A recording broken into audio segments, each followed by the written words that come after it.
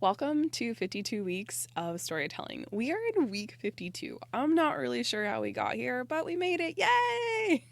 So, if you have gone through and you've watched all of the other videos and you're watching this last one, spoiler, there's going to be one more because, of course, we need to do a wrapping up video. But for this video, I just want to say congratulations.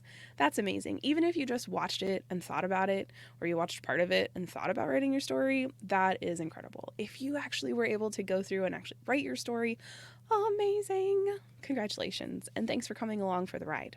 So, as you know, I'm going to tell you what 52 Weeks of Storytelling is. So, this is a video series. It's huge, it's massive, and there's a whole playlist on YouTube. By the time you're watching this, there'll be an email course thingy, and you'll find descriptions to all of those, or links to all of those things in the description.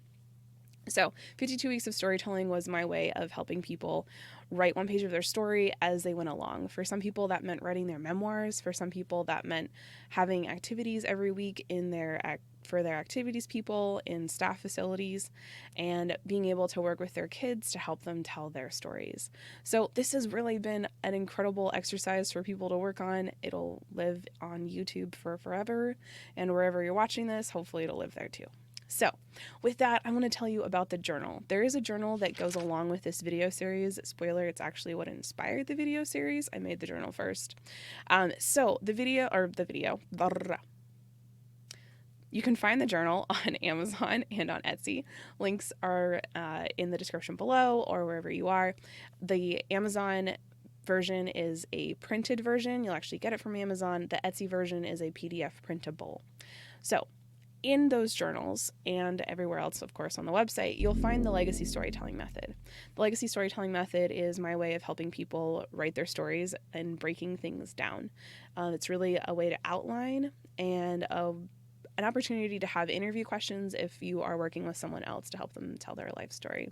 So you can find a much better instructional video at a link below in the description or wherever you are. And I would encourage you to go check that out, watch the video.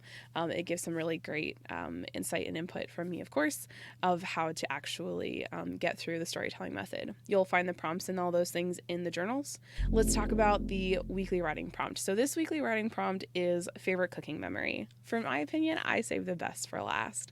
So cooking memories are they're one of my favorite. When you're talking to other people and asking them questions, if you ask someone what their favorite food is, or their favorite recipe, or a recipe that their parent passed down to them, or a grandparent, they almost always will have an answer. The same thing it goes for cooking. So actually, like, having a cooking moment where they were in the kitchen, maybe the first time they made a particular type of cookie, or the first time that they used a kitchen utensil that was gifted to them from a family member. All of those things are favorite cooking moments and memories that you can ask about and share.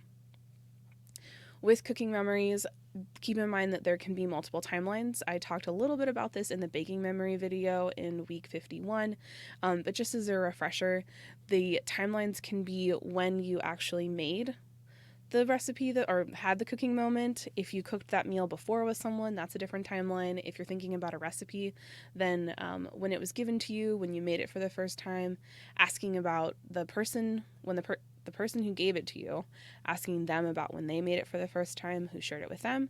And those are all different stories, and they're all standalone stories. So when you think about these types of memories and prompts, they can open up a whole world that you didn't even know about. So that is all about the weekly writing prompt. For the story example side of things, I just love cooking in general. I love that cooking in some ways gives us a chance to have group projects and have an opportunity to work together, and usually alongside each other. And if you have people in the kitchen who are I'm gonna use the word compatible. Compatible isn't great because I feel like I can work with anyone in the kitchen, but really understanding, like, if you're gonna have that group project feeling, knowing what you enjoy doing, what the other person enjoys doing, and then being able to, like, put those things together, I think makes a better cooking moment and memorable experience. But I've really enjoyed cooking with my kids over the years, and watching how they've grown as cooks and how they have found different ways of doing things, and that sometimes the best moment is the best memories are the ones where they want to cook and I can't be in the kitchen with them while they cook because I want to do it a different way, and so then I walk away, and they're old enough now that I can do that. But it has been interesting as they've grown up, and I've gotten to watch that as they have grown into their own cooks, and the way they like to move around the kitchen and the different utensils they like to use and all of those things. So that is my story example. As always, I hope that this has given you an opportunity to think about a favorite cooking memory or something else that you want to write about. So with that, I hope you have an incredibly wonderful day, and until I see you again, happy writing.